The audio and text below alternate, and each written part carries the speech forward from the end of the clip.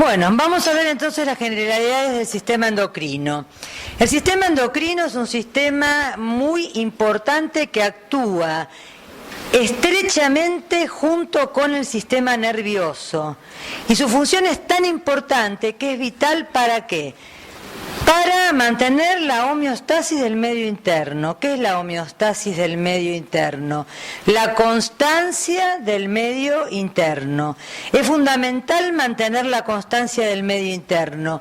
O sea que los parámetros, como por ejemplo, calcio regulado por la paratormona y con mucha menor importancia, se me va el micrófono, la calcitonina. Es fundamental mantener las concentraciones de sodio y potasio en valores normales. A ver, ¿por qué las de sodio? ¿Qué les parece a ustedes? ¿El sodio qué es? ¿Es el principal catión intra o extracelular? Extracelular. ¿Y puede difundir libremente hacia las células? La permeabilidad es muy baja, o sea, es el que mantiene, es clave para mantener que el volumen de líquido extracelular, porque es una partícula osmóticamente activa.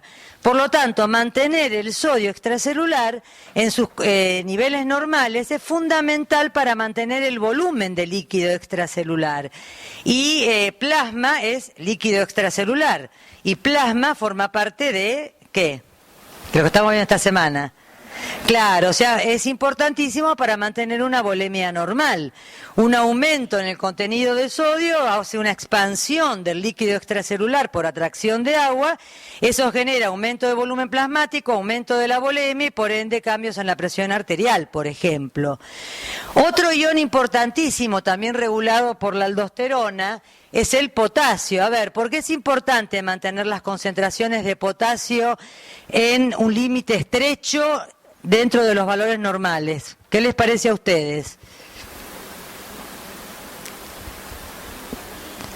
¿Por qué? Chicos, vamos, a esta altura del partido ya tienen que saberlo. ¿Y qué más? Cambios en el potasio, en las células excitables, ¿genera algún cambio en la excitabilidad celular? Claro, o sea, por ejemplo, si el potasio aumenta mucho, aumenta por encima del valor normal, ¿qué pasará con la excitabilidad de las células excitables, valga la redundancia?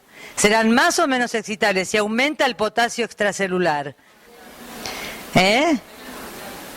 A ver, ¿por qué dicen menos? Bueno, el que dice más, pero no me digan, ¿por qué? A ver, vamos a razonarlo. ¿Escucharon lo que dijo ella? Ella dice que se hace menos excitable, porque dice que necesita un estímulo superior. El que dice que se hace más excitable, ¿por qué lo dice? Sí, porque despolarizamos la membrana, por lo tanto una pequeña entrada de sodio afecta la despolarización mucho más de que si no hubiera tanta potasio adentro. Bueno, yo repito lo que dijo él por si no lo escucharon. Dice, la membrana está más despolarizada. Por lo tanto, al estar más despolarizada, tiene una diferencia de potencial mucho más cercana al umbral. Entonces, un estímulo menor puede lograr desencadenar un potencial de acción. ¿Sí? Vamos a analizar las dos posturas. Si aumenta el potasio extracelular, ¿cómo es el flujo pasivo de potasio? ¿Mayor o menor? Menor. ¿La membrana al lado interno se hace más negativa o más positiva? Más positiva. Por lo tanto, tiende a despolarizarse o a hiperpolarizarse. A despolarizarse. Si tiende a despolarizarse, ¿se acerca o se aleja del umbral? Se acerca, por lo tanto, ¿es más o menos excitable? Más excitable, o sea, ocurre una hiperexcitabilidad de las células que responden a estímulos diferentes, excitándose y cambiando, generando potenciales de acción. ¿Entienden? Y viceversa. Si disminuye mucho el potasio extracelular, la membrana se hiperpolariza y los estímulos necesitan ser mucho más potentes para generar una respuesta, un potencial de acción. Entonces el individuo, por ejemplo, a nivel del sistema nervioso y de sus músculos, ¿qué tendrá? Sensación de debilidad muscular, y en un grado extremo parálisis, porque los músculos no pueden responder, porque las membranas están muy hiperpolarizadas. ¿Entienden? Bueno, otro ion que es fundamental también mantener dentro de límites muy estrechos es el calcio. Mantener la calcemia es fundamental y eso está a cargo de la paratormona y con muchísima menor importancia en el ser humano la calcitonina. La principal es la paratormona y la vitamina D3, el calcitriol. ¿Por qué es importante mantener la calcemia? Eso quizás ustedes no lo saben, aparte de todo lo que están viendo esta semana, que en la cascada de coagulación, etcétera. La calcemia es fundamental, ¿por qué? Porque mantiene de alguna manera el grado de excitabilidad de las membranas, la calcemia normal, en un valor, en un estado normal. De alguna manera, un descenso de la calcemia, de alguna manera, por la interacción del calcio con los fosfolípidos, hace que las membranas se vuelvan hiperexcitables. Un descenso de la calcemia hace que las membranas se vuelvan hiperexcitables y viceversa. Por ejemplo, cuando hay un descenso de la calcemia importante, el individuo tiene calambres y puede llegar a tener tetania. Por eso es fundamental, además de todo lo que están viendo ustedes ahora del rol del calcio en la coagulación sanguínea, también es fundamental mantenerlo para mantener la excitabilidad normal de las membranas, ¿sí? El balance hídrico también es fundamental, sobre todo a cargo de la hormona antidiurética, ADH. O sea, esa constancia del medio interno que trae como consecuencia que la excitabilidad de las membranas sea la correcta, a través del balance hídrico y del sodio, que la volemia y la presión arterial, además de otros factores que están influyendo, ¿no? Colaboran para que se mantengan rangos normales, es lo que se llama homeostasis o constancia del medio interno. Esa constancia del medio interno, se los escribo para que les quede grabado, también llamado homeostasis.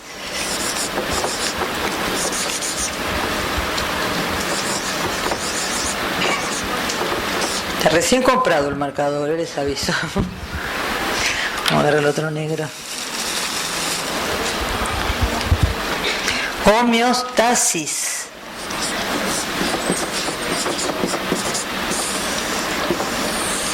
Es la constancia del medio interno, ¿sí? Otra de las funciones fundamentales que regula el sistema endocrino, y les vuelvo a repetir para que se les grabe a fuego, trabajando en estrecha colaboración con el sistema nervioso, son las funciones que tienen que ver con la perpetuación de la especie, ¿sí? En reproducción, eso lo van a ir viendo a lo largo de la cursada. Con la supervivencia del organismo frente a respuestas o frente a amenazas, pero ya graves contra la homeostasis, o sea, amenazas que pueden provenir de factores externos como de cambios internos que amenazan gravemente la homeostasis, no una amenaza grave de la homeostasis, o sea, la constancia del medio interno, o directamente la supervivencia del organismo. Esa clase la vamos a ver, es una clase integradora, la vamos a ver después de Semana Santa, ¿sí? En la semana siguiente a Semana Santa. Y también trabaja sistema endocrino junto con sistema nervioso en forma bien estrecha. En el crecimiento del individuo, acá también es fundamental el rol que cumple el sistema endocrino. Y en todo el manejo del metabolismo intermedio, o sea, el metabolismo energético. Eso también lo vamos a ver, lo van a ir viendo en los distintos clases que vamos a ir avanzando a medida que vayamos avanzando en los conocimientos de endocrinología. El caso más evidente de la colaboración entre sistema nervioso y sistema endocrino es la relación entre el hipotálamo y la hipófisis, ¿sí? El hipotálamo se encuentra, ¿se acuerdan de anatomía? Por debajo del tálamo, formando... Claro, no, esa es la hipófisis. El hipotálamo se encuentra formando por debajo del tálamo y forma la base y las paredes laterales del tercer ventrículo, ¿sí? Y tiene conexiones, por supuesto, como toda estructura nerviosa, no está aislada dentro del sistema nervioso. Tiene múltiples conexiones, sobre todo con el sistema límbico, ¿sí? Aquel que tiene que ver con las motivaciones, con las emociones, con tronco encefálico y con una estructura que vamos a ver hoy, que es la hipófisis, que la vamos a ver ya ustedes ya en anatomía y histología lo deben haber visto. Vamos a ver una visión rápida de la conexión entre hipotálamo e hipófisis para entrar después directamente en las hormonas neurohipofisarias, que son las que no van a ver en clase teórica, tampoco en los seminarios. Entonces vamos a verlas en detalle porque después sus funciones las van a estudiar cuando veamos riñón, por ejemplo en el caso del ADH, cuando veamos manejo de líquidos corporales, ¿sí? La hipófisis, como todos se acordarán, podemos en el ser humano dividirla en dos grupos bien diferenciados, en dos porciones bien diferenciadas. Una es la adenohipófisis y la otra es la neurohipófisis. La neurohipófisis es tejido nervioso, la adenohipófisis es tejido glandular, ¿sí? La adenohipófisis es tejido glandular, no es tejido nervioso. Y la comunicación con el hipotálamo es diferente también en el caso que hablemos de la neurohipófisis o que hablemos de la adenohipófisis, ¿sí? En el caso de la neurohipófisis, la neurohipófisis solamente, ¿qué es? Son todos los axones y terminales axónicas provenientes de neuronas magnocelulares, eso grábenselo bien, magnocelulares, que forman los núcleos supraóptico y paraventricular, ¿sí? A nivel del hipotálamo. Esas neuronas magnocelulares de los núcleos supraóptico y paraventricular proyectan sus axones y las terminales, estas terminales axónicas, forman el lóbulo posterior, ¿sí?, de la neurohipófisis. ¿Qué sintetizan estas neuronas magnocelulares? ¿Qué sería la neurohipófisis? La neurohipófisis sería un sitio de reservorio y de secreción de péptidos que se llaman neurohormonas. ¿Por qué? Porque ahora vamos a ver que la definición de hormonas son hormonas, pero producidas por células nerviosas, ¿sí? Y la neurohipófisis es solamente el sitio de reservorio y de secreción de esas neurohormonas. En la neurohipófisis no se sintetizan las neurohormonas. Esas neurohormonas que se reservan y se secretan a nivel de neurohipófisis, se sintetizan a nivel de las células magnocelulares, de las neuronas magnocelulares, ¿sí?, de los núcleos supraóptico y paraventricular. Ambos núcleos son capaces de sintetizar ambas hormonas, pero cada neurona en particular sintetiza una sola hormona. No es que una neurona del núcleo supraóptico produzca una hormona y la otra hormona, ¿sí? Las dos hormonas, que se llaman ocitocina y vasopresina o antidiurética, cada una es producida por una neurona. O sea, tanto el núcleo supraóptico como el núcleo paraventricular, que es un grupo de neuronas, son capaces de sintetizar ambas neuronas. Pero cada neurona de cada núcleo sintetiza una sola neurona. ¿Está entendido? De ahí que sus sistemas de regulación también sean distintos, sus mecanismos de la regulación de secreción de esas hormonas y de síntesis de esas hormonas es distinto para una y para otra, ¿sí? ¿Está entendido?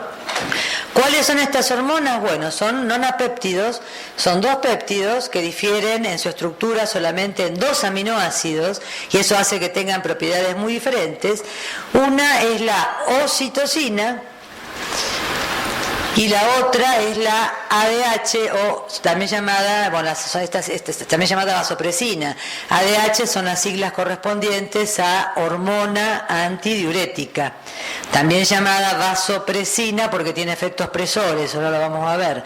Antidiurética porque genera antidiuresis, genera retención de agua en el organismo, O sea, tiene dos nombres, antidiurética o vasopresina, ¿sí? La hipófisis posterior está irrigada, fíjense, por la arteria hipofisaria inferior. Estos somas, tanto la oxitocina como la vasopresina, se sintetizan, como ya les dije, en los somas de estas neuronas, viajan por flujo axónico y se reservan a nivel de neurohipófisis, y cuando viene un estímulo apropiado son liberadas a sangre, ¿sí?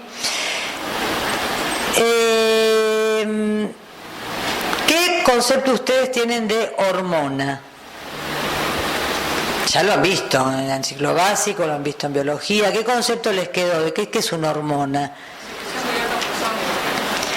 Claro, ese es el concepto que les quedó, una sustancia que viaja por sangre. O sea, muchas sustancias viajan por sangre. La urea viaja por sangre.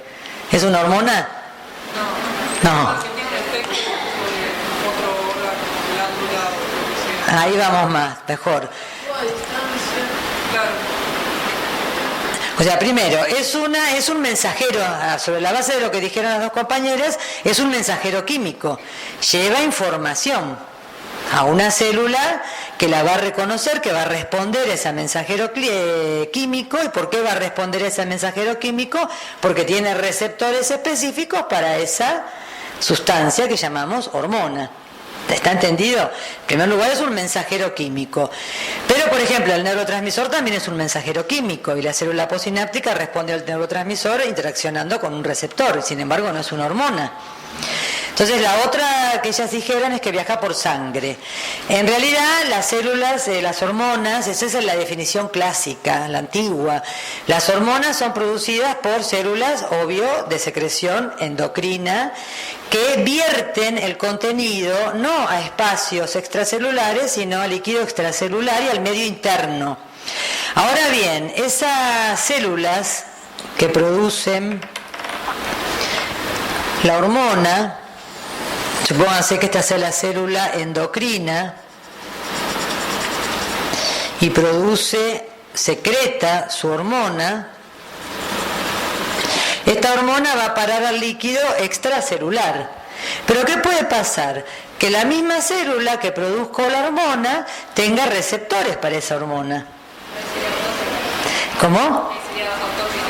Claro, eso ya lo vieron, por eso lo pasamos rápido.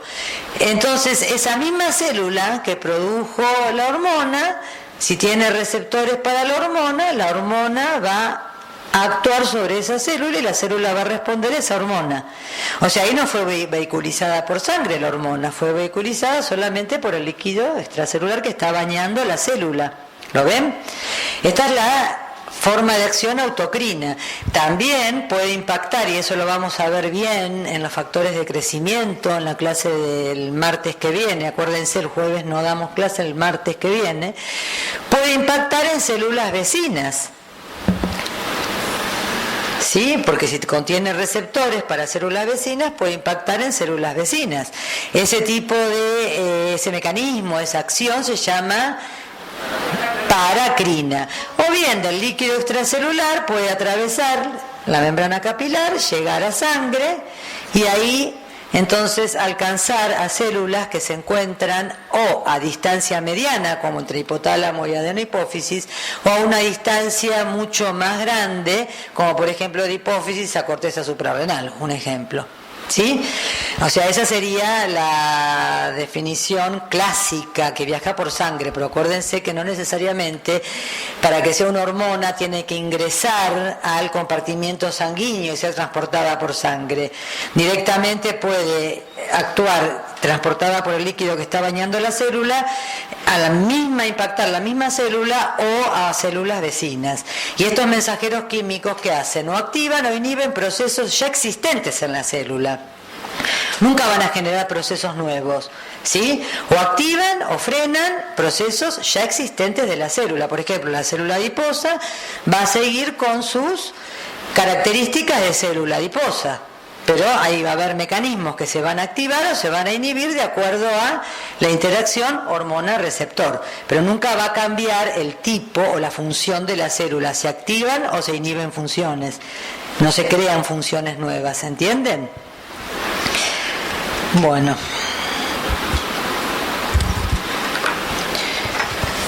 Estas hormonas entonces son, ahora vamos a ver qué estímulos estimulan su secreción, son volcadas a sangre y llegan luego a los órganos efectores que en un ratito los vamos a ver.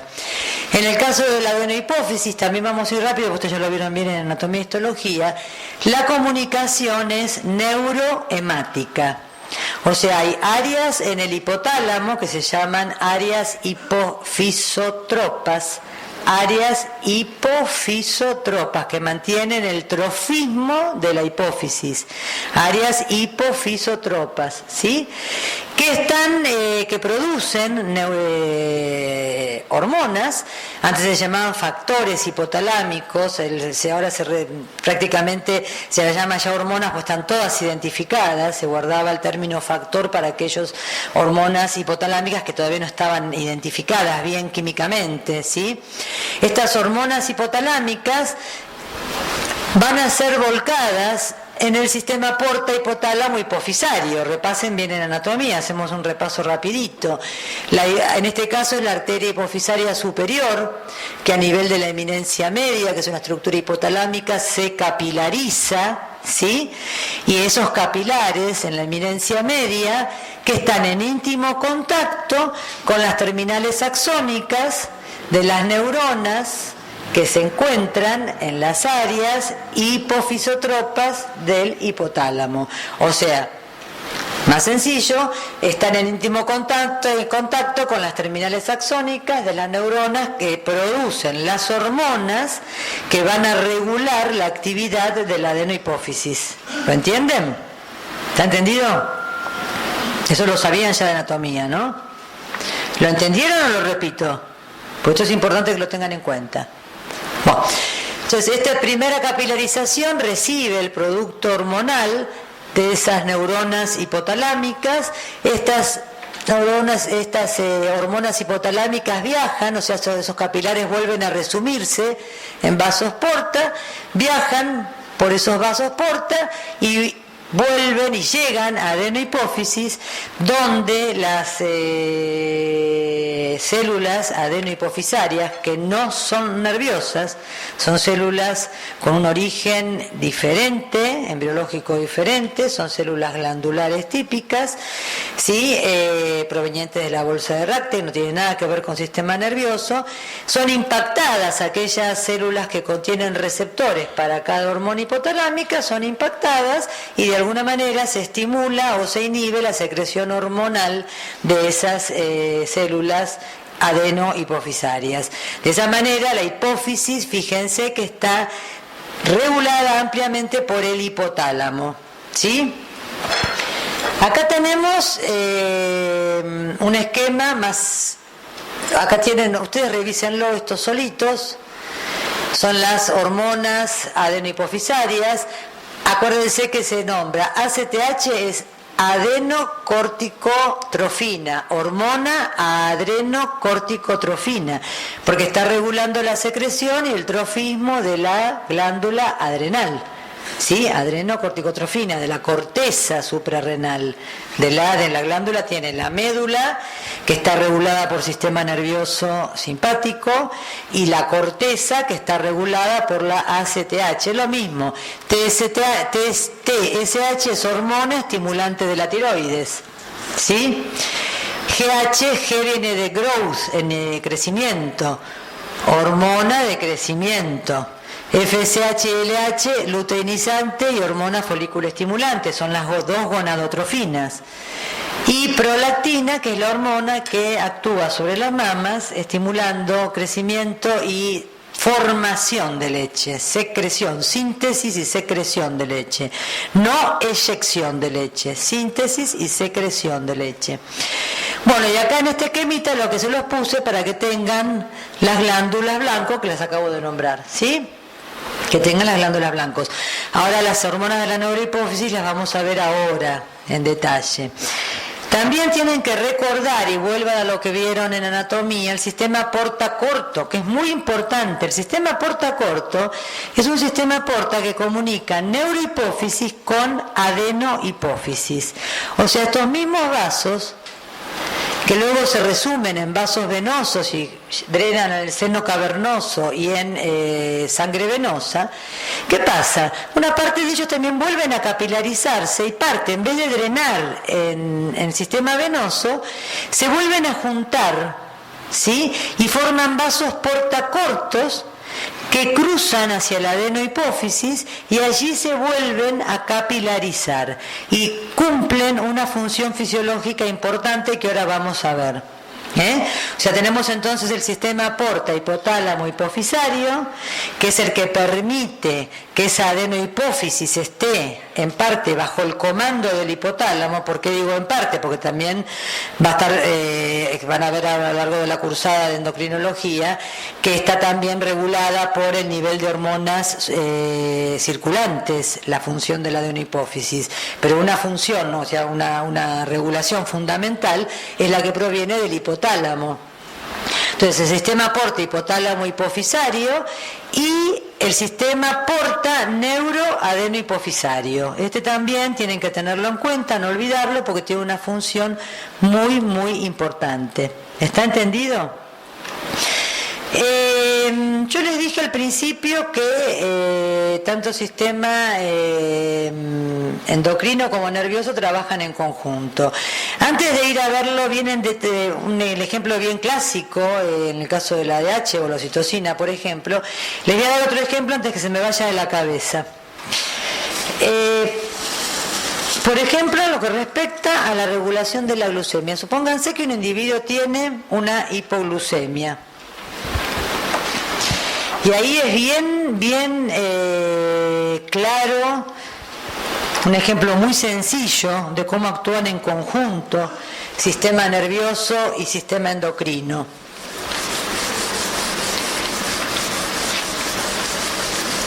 Supónganse que el individuo tiene una disminución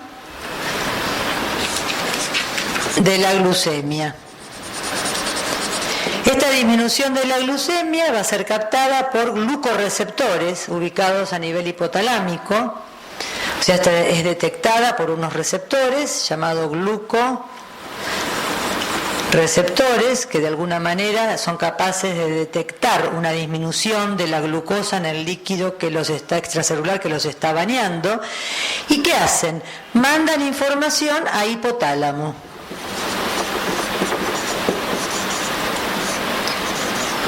Estos glucorreceptores en realidad los que están hasta ahora, digamos, bien descritos, a nivel hipotalámico. Pero mandan información a distintas otras áreas del hipotálamo. ¿Y qué ocurre entonces? Por un lado, el hipotálamo, a través de sus conexiones con el sistema límbico, sobre todo la corteza límbica y la conexión de la corteza límbica a la paleocorteza con la neocorteza, genera una conducta, la búsqueda de alimento. El que tiene hipoglucemia siente la necesidad de ingerir alimento, ¿sí? O sea, genera una respuesta conductual, puramente nerviosa, la búsqueda de alimento.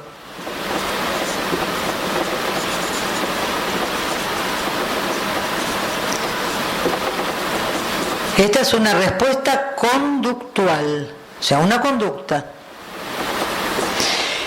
Por otro lado, activa por sus conexiones con adenohipófisis, activa la producción de adrenocorticotrofina. Acuérdense que la adrenocorticotrofina es la hormona hipofisaria que va a impactar sobre la corteza suprarrenal, ¿sí? Especialmente estimulando la producción de glucocorticoides. Esto a nivel de adenohipófisis. O sea, impacta sobre la adenohipófisis a través de una hormona hipotalámica llamada CRH, o sea, la hormona que regula la secreción de corticotrofina, CRH, hormona reguladora de corticotrofina, hormona liberadora de corticotrofina, corticotrophin releasing hormone. La hormona hipotalámica que libera la corticotrofina estimula la secreción de ACH por parte de la adenohipófisis. Este impacta la corteza suprarrenal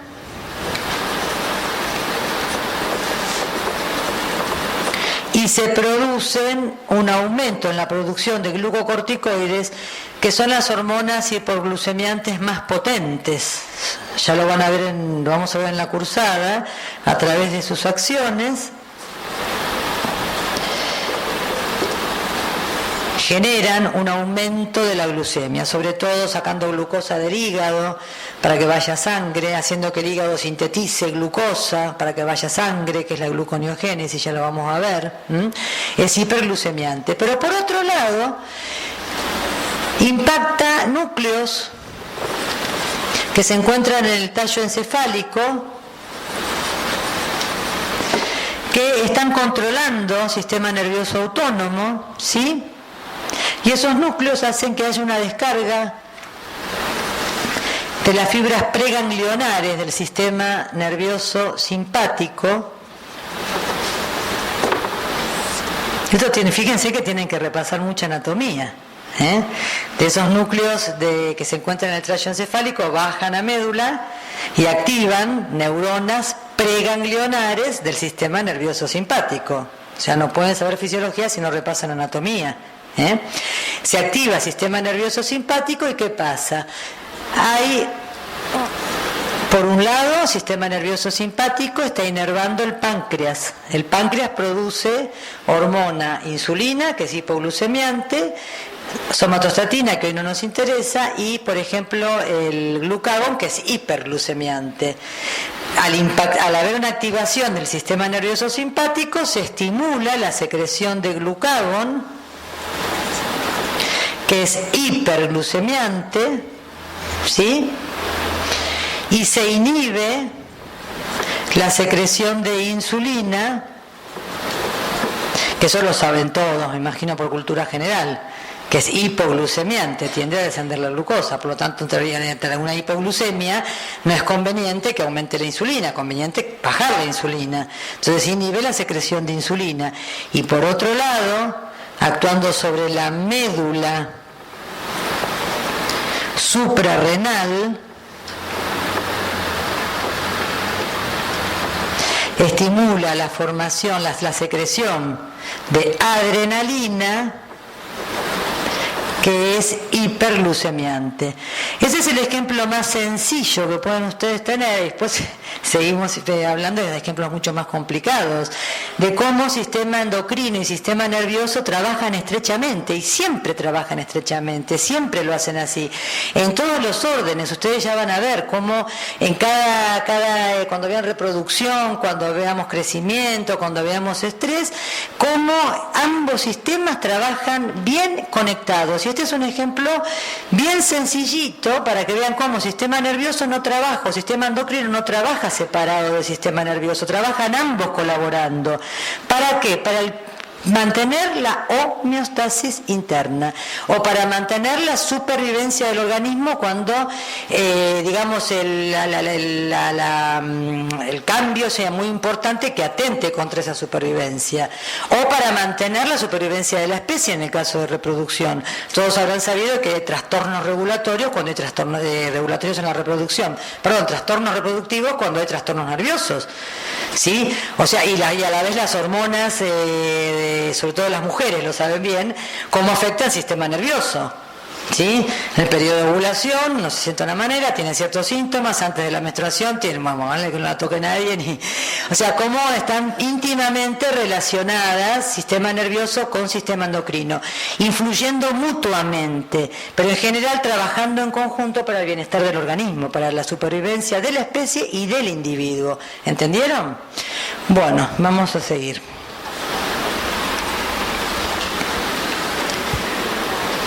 Acá tenemos, bueno, esto se los puse para que se acuerden de estudiarlo, porque después, como es tan obvio, nadie lo estudia. Acuérdense los ejes que se establecen entre hipotálamo, hipófisis y glándula blanco. Se los puse para que no les quede, que recuerden que la hipófisis no está solamente bajo comando del hipotálamo, sino está también su funcionamiento, o sea, producción y secreción hormonal, está también muy fuertemente influida por el nivel de hormonas circulantes. Son los ejes que ya todos conocen: hipotálamo, que secreta la hormona hipotalámica que impacta sobre hipófisis, las hormonas adenohipofisarias impactan en el órgano blanco.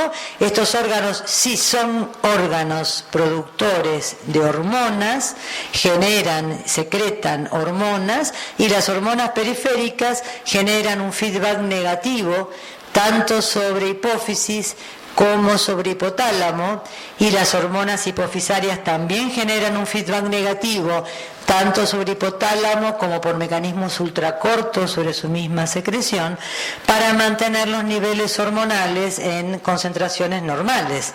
Por ejemplo, supónganse, les doy otro ejemplo, la hormona hipotalámica que regula la secreción por parte de adenohipófisis de la hormona estimulante de la tiroides, ¿no? Esa hormona se llama TRH, Thyroid Releasing Hormone, la hormona que libera la tirotrofina hipotalámica, ¿sí? Tyrotrophin Releasing Hormone. Esa hormona hipotalámica impacta a la adenohipófisis. ¿Qué célula va a impactar? Solamente la que tengan receptores para esa hormona hipotalámica. Hace que la adenohipófisis, esas células se estimulen y secreten la hormona estimulante de la tiroides, TSH. O sea, TRH estimula la producción de TSH. TSH, como su nombre lo dice, impacta sobre la tiroides. La tiroides, en respuesta a la TSH, se estimula la producción de hormonas tiroideas. Si esa estimulación se mantiene, tendríamos una hiperproducción de hormonas tiroideas.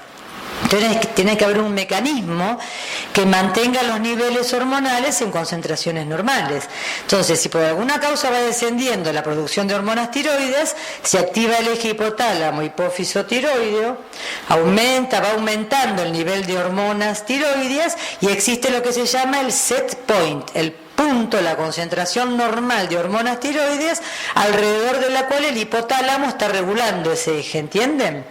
Entonces, y la hipófisis también. Entonces, esas hormonas, que hacen a medida que van aumentando, empiezan a frenar la producción de TSH, o sea, hormona estimuladora de la tiroides, que será adeno-hipofisaria o hipotalámica.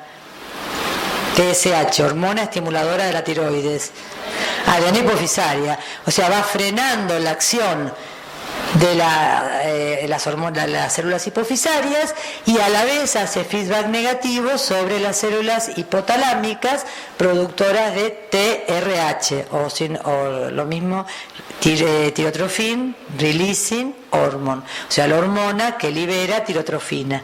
¿Entienden? Y también se forman estos circuitos cortos a medida que las hormonas hipofisarias estamos tan bien hechos, van aumentando, generan feedback negativo sobre las hormonas hipotalámicas, y mecanismos ultracortos también frenando su propia secreción, porque todo eso hace que ¿por qué? ¿Hasta qué punto se sabe? Existe lo que se llama el set point para cada hormona, qué concentraciones normales debemos tener, y esa regulación se hace alrededor de ese set point. Cada vez que los niveles hormonales se alejan de ese set point, set point, se activa el eje. Sí, en medida que se disminuyeron, cuando empiezan a aumentar se va inhibiendo el eje. ¿Entienden? Bueno, ahora sí entramos ya en neurohipófisis. Acá tenemos este esquemita de la célula donde se sintetiza. Este es el caso de las neuronas magnocelulares de los núcleos supraóptico y paraventricular. Que les quede bien claro que la hormona se sintetiza en el soma de la neurona, ¿sí? En el soma de la neurona, a partir de una prehormona. Por escisión da el nonapéptido, ya sea oxitocina o antidiurética, no y. Acuérdense que cada neurona produce una hormona, no las dos. Se cliva en lo que se llama la hormona y la neuroficina. Se la llamó neuroficina al otro producto del clivaje de esa prehormona, ¿sí? Viajan empaquetadas en vesículas y se almacenan en sitios de rápida secreción y en el cuerpo de Hering, que es un sitio, digamos, de mayor reservorio, no de secreción inmediata, ¿sí? Entonces, ¿qué debe ocurrir para que se produzca la secreción del contenido vacuolar? ¿Qué debe ocurrir de la hormona que está dentro de esas vesículas? Si es una neurona la que las produce, ¿qué debe ocurrir? Fuerte, fuerte, sin miedo. Entrada de calcio en el terminal axónico, y para que se abran los canales de calcio que generan la exocitosis, ¿qué debe ocurrir? Un potencial de acción. Estas neuronas, a través de circuitos nerviosos, son despolarizadas, se genera potencial de acción, ¿sí? El potencial de acción viaja por el axón. Cuando llega al terminal axónico, entra calcio y se produce la exocitosis de estas vesículas. Llegando a líquido extracelular y luego a sangre, la hormona con la neuroficina. Las uniones no son covalentes de la hormona con la neuroficina, son liberadas y la hormona circula independientemente de la neuroficina. La neuroficina es un producto de la proteólisis del precursor de esa hormona. No se saben sus funciones todavía. ¿Está entendido?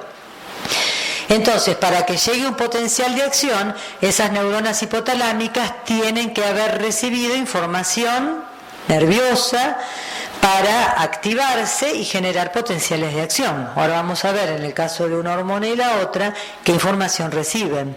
¿Hasta acá entendieron? ¿Alguna duda?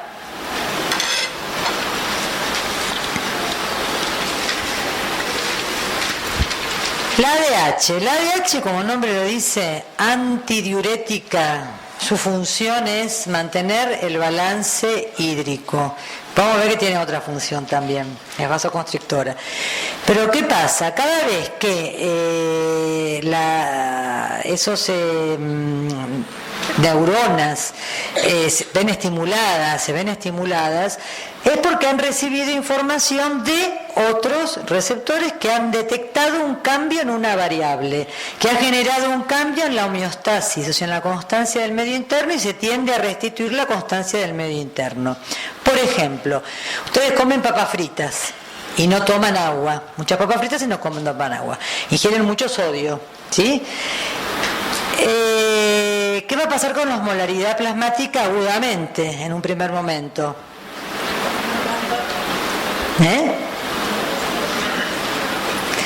Sodio. ¿Qué va a pasar con la osmolaridad plasmática? ¿Qué es el sodio? Es el principal catión, grábenselo a fuego eso. El sodio es el principal catión extracelular, ¿sí? Es el que me retiene agua a nivel de todo el compartimiento extracelular. Eso grábenselo a fuego. Si aumenta el sodio, no necesariamente, si aumenta el contenido de sodio, agudamente aumenta la osmolaridad plasmática. Luego, ¿qué va a ocurrir? Va a haber pasaje de agua desde los compartimentos intracelulares, etcétera, por ósmosis, y eso va a hacer que aumente la volemia. Pero agudamente aumenta la osmolaridad plasmática. ¿Estamos de acuerdo? Entonces, ese aumento de osmolaridad plasmática es detectado por unos receptores, se llaman osmoreceptores hipotalámicos, ¿sí? Que de alguna manera tienen canales que hacen que se activen por cambios, digamos, de volumen de la célula. Si aumentó la osmolaridad plasmática, ¿esos receptores aumentan su volumen o disminuyen su volumen?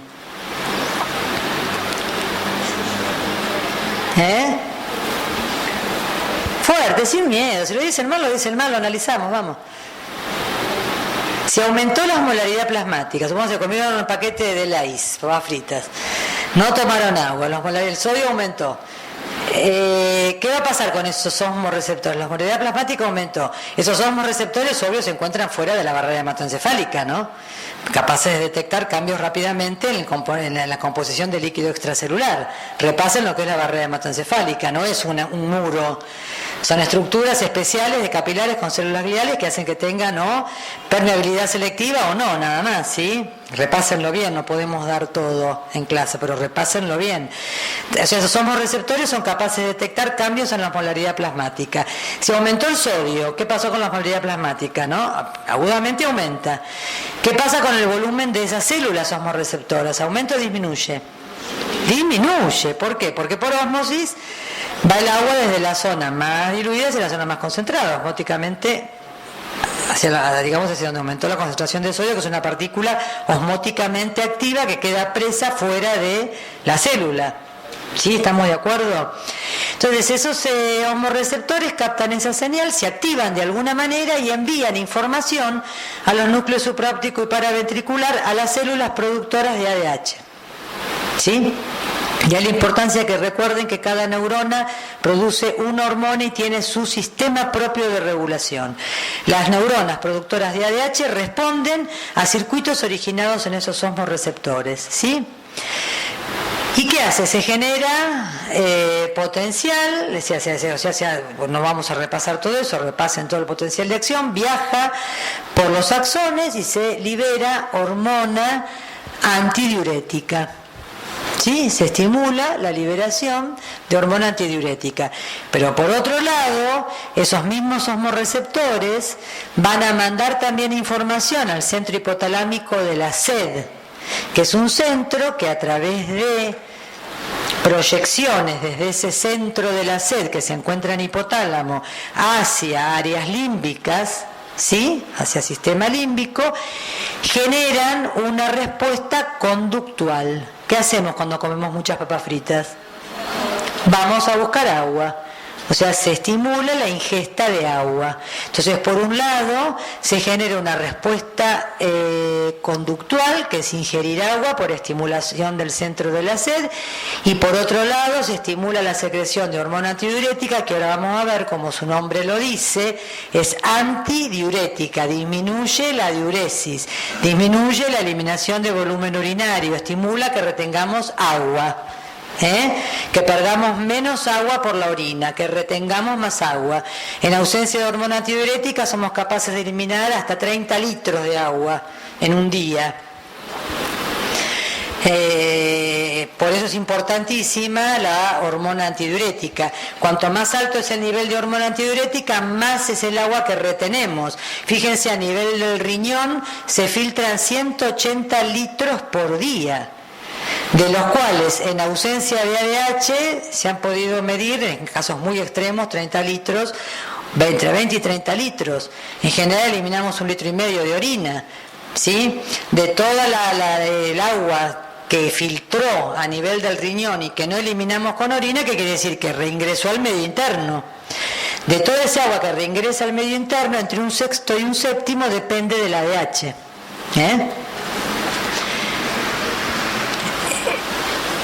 ¿Entendieron acá? ¿Hasta acá? La otra función del ADH es, eso agudamente pasa. Ahora bien, si uno ingiere sodio, agudamente aumenta la osmolaridad plasmática, se desencadena eso que tiende a bajar la concentración de sodio. Pero el contenido de sodio aumentó. Hay otros mecanismos también que hacen que se elimine sodio. Pero también va a haber pasaje de agua desde las células hacia el compartimiento más concentrado, va a haber deshidratación intracelular, ¿sí? Todo eso va a generar un cambio en el volumen extracelular, en el volumen plasmático y en el volumen sanguíneo. Cuando ocurren cambios en lo que se llama la volemia, la bulimia, la hormona antidiurética también está involucrada en la regulación de la bulimia. Lo que pasa es que se necesitan cambios mucho más grandes en la bulimia para que cambie la concentración de hormona antidiurética y cambios muy pequeños en la osmolaridad plasmática para que cambie la concentración de hormona antidiurética. Una variación del 1% nomás en la osmolaridad plasmática ya estimula la secreción de hormona antidiurética, del 1%. En tanto, se requieren cambios por encima del 5% en el volumen sanguíneo bulimia para que haya cambios en la secreción de ADH. Y la regulación de la secreción de hormona antidiurética por cambios en el volumen es diferente a la regulación por cambios en la osmolaridad. A ver si me entienden bien. En las paredes de las arterias, o sea, son zonas de alta presión en las arterias, en las paredes de la aurícula derecha, en las paredes de circulación pulmonar, que son zonas de baja presión, se encuentran lo que se llaman varoreceptores o presoreceptores. Son receptores sensibles a la distensión. Entonces, si son sensibles a la distensión, ¿qué quiere decir? Que si aumenta el volumen sanguíneo, esos receptores se distienden. ¿Sí? Y esos receptores van a mandar información al sistema nervioso central. ¿Y qué convendrá hacer si la antidiurética hace que retengamos agua y esos receptores se activan por distensión, o sea, cuando aumenta el volumen sanguíneo? ¿Que se inhiba o que se estimule la antidiurética si aumentó la bulimia? Que se inhiba. Entonces, esos receptores tienen una característica muy especial. Se encuentran, les vuelvo a repetir, en las paredes arteriales, se encuentran también, sobre todo en el callado aórtico, en el seno carotídeo, se encuentran también en las paredes de la aurícula, que es una zona de baja presión. Son muy importantes los receptores auriculares, porque toda la sangre venosa que llega a la aurícula derecha cuando aumenta la bulimia distiende esa aurícula, ¿sí? Y esos receptores están distendidos. A nivel de distensión normal, con una bulimia normal, están mandando, esos receptores mandan siempre impulsos que inhiben la hormona antidiurética. ¿Sí? O sea, esos receptores en el estado de distensión, y cuanto más se distienden, más impulsos inhibitorios mandan al sistema nervioso central. O sea, mandan del receptor vía glosofaringio y neumogástrico, hacen relevo en el núcleo del tracto solitario y alcanzan el hipotálamo. Se los anoto. Se llaman presoreceptores o varoreceptores.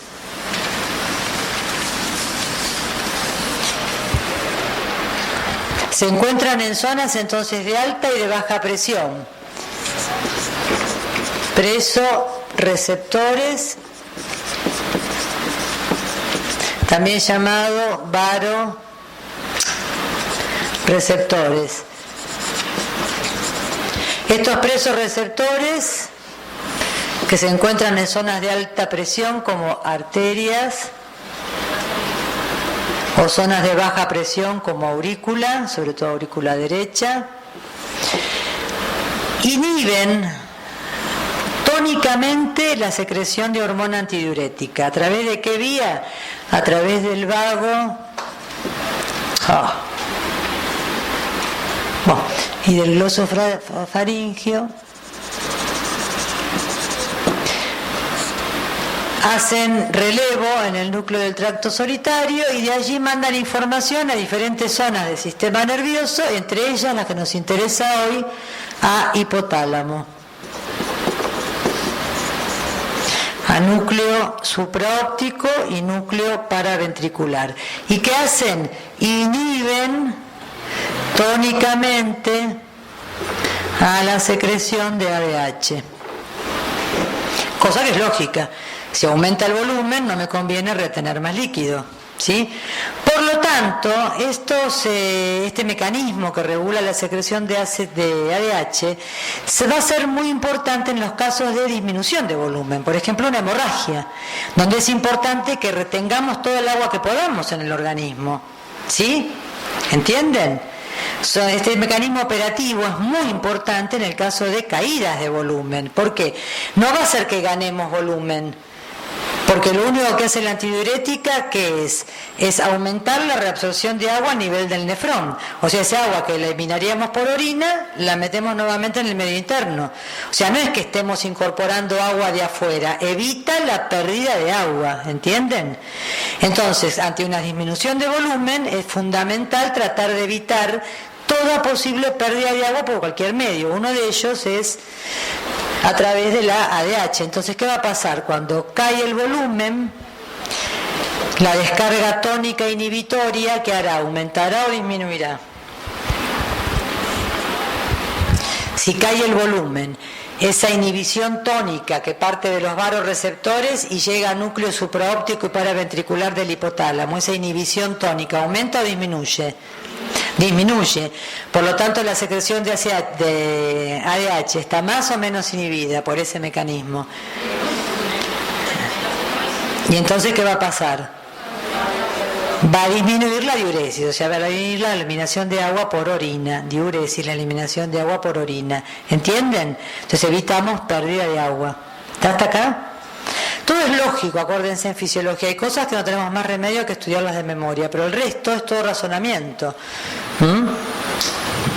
Y acá tenemos, fíjense, cómo la respuesta de la secreción de ADH ante cambios de osmolaridad es prácticamente lineal, en tanto que la respuesta ante la disminución del volumen plasmático en porcentaje, se han medido concentraciones de hormona antidiurética en plasma, es exponencial.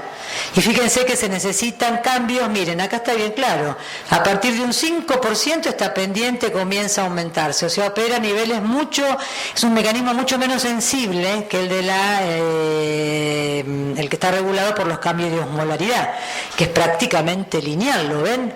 Acá tenemos la osmolaridad normal, fíjense cómo ya un pequeñito cambio en la osmolaridad, fíjense la pendiente cómo se mantiene linealmente prácticamente, y la secreción de ADH aumenta proporcionalmente, ya con un pequeño cambio ya aumentó la ADH cuando hubo cambios en la osmolaridad plasmática, ¿está entendido? Y acá fíjense como ambos mecanismos, acá en el caso de una euvolemia, quiere decir volumen sanguíneo normal, la secreción de ADH, los niveles que se midieron en plasma de ADH, en función de la osmolaridad plasmática, prácticamente lineal en este rango. Sin embargo, si se hace la misma medida, pero en presencia de una hipovolemia, ¿qué pasó? Para cada nivel de osmolaridad, fíjense, el nivel de ADH es muy superior. Se potencia mucho el efecto de los cambios de osmolaridad por los cambios de volumen.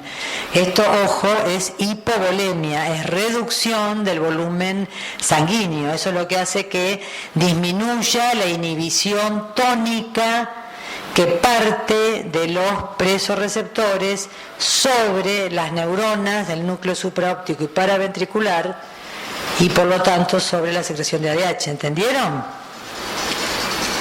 Bueno, ya terminamos, ya me está sonando la alarma. Acá es donde actúa la ACTH. Vamos a estar 5 minutos más, chicos. La ACTH estimula la reabsorción. Fíjense, acá tenemos el túbulo colector, el nefrón distal. La reabsorción de agua, esto lo habrán visto bien en biología, por incorporación de acuaporinas. Lo tenemos bien claro en la próxima transparencia. Incorporación en ausencia de ADH, el túbulo colector es impermeable al agua. En presencia de ADH se incorporan acuaporinas, que son canales de agua, en la pared luminal, y eso permite la reabsorción de agua. Y también incorpora transportadores de urea. Estos transportadores de urea son importantes porque la urea pasa de la luz al intersticio y arrastra agua. ¿Entienden? Acá tenés... no le puse otra... Bueno. Sí, acá está. Fíjense, si esta es una célula tubular, esta es la luz, este es el intersticio, acá está, le puse con ADP, es arginina vasopresina, el otro nombre de la hormona antidiurética. ¿Sí? Se lo pongo en varios nombres para que ustedes en los libros vean cuando vean distintas siglas sepan qué es cada una. Interactúa con su receptor a través del ADP cíclico, proteinquinasa A, se fosforilan, ¿ven? Ciertas proteínas que activan la translocación de acuaporinas a la membrana del luminal del túbulo, y por lo tanto lo que viene viajando por la luz que debemos excretar por la orina, ahora atraviesa este agua, atraviesa la célula y por canales de agua constitutivos, no dependientes de hormona antidiurética, van al medio interno. ¿Entendieron? Bueno, y lo último que nos queda es la oxitocina. Lo vemos rápido, es muy sencillo, toma 5 minutos más. La oxitocina es la otra hormona producida por la neurohipófisis, y también esta hormona es producida sobre todo en respuesta al desencadenamiento de reflejos neuroendocrinos. O sea, un arco reflejo que es receptor, vía aferente, centro integrador, vía eferente, efector, ¿sí?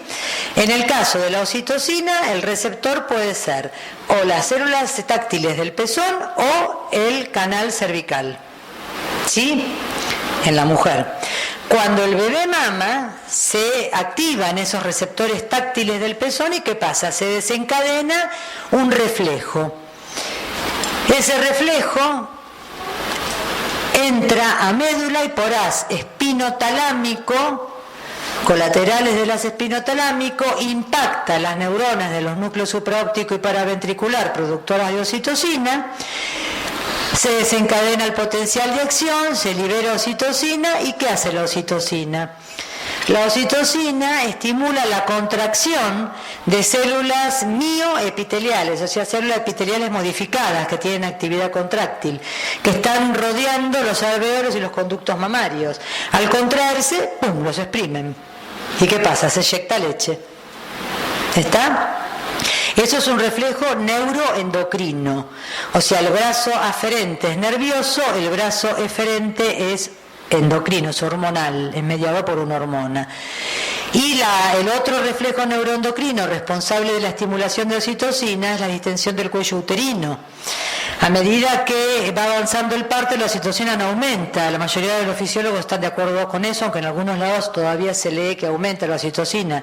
Lo que aumenta es la sensibilidad de las células musculares lisas del útero a la oxitocina, porque los estrógenos hacen que vayan aumentando los receptores para oxitocina, ¿sí?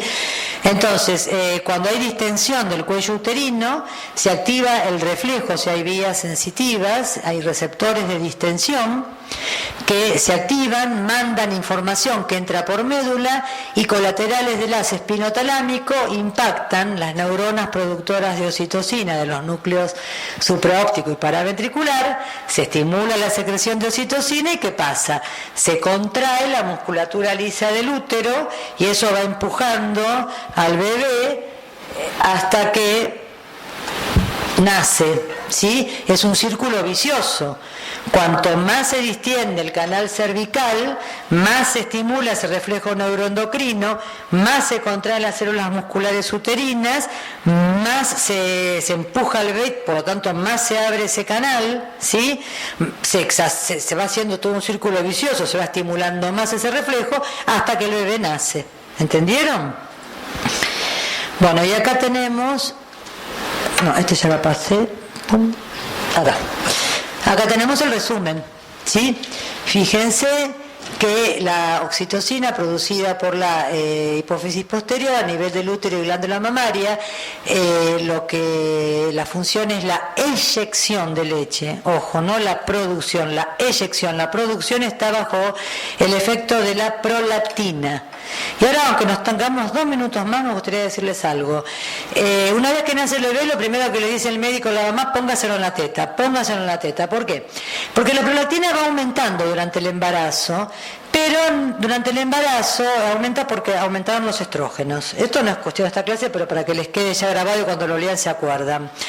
Van aumentando los estrógenos y la progesterona durante el embarazo. Los estrógenos estimulan la producción de prolactina. Y la prolactina hace así, durante el embarazo aumenta. Pero ¿qué pasa? No puede actuar sobre la mama estimulando la producción de leche. ¿Por qué? Porque los estrógenos a nivel periférico inhiben esa acción. Entonces, después del parto, cuando bajan los estrógenos, el nivel de prolactina baja. Entonces, ¿por qué después existe secreción de leche? Fíjense, primero hay calostro, hay como un líquido, no sé, ustedes, alguno habrá tenido hijos, otros no, son como jovencitos, ¿no? Pero primero hay producción de calostro, después comienza a producirse la leche. Y para que haya una buena producción de leche, lo primero que le dicen los enfermeros y los médicos, póngase el bebé en la teta. ¿Por qué? Porque cada vez que succiona el bebé, se desencadena ese reflejo neuroendocrino que vimos recién. Pero que habíamos visto que había vasos portacortos, de neurohipófisis a adenohipófisis.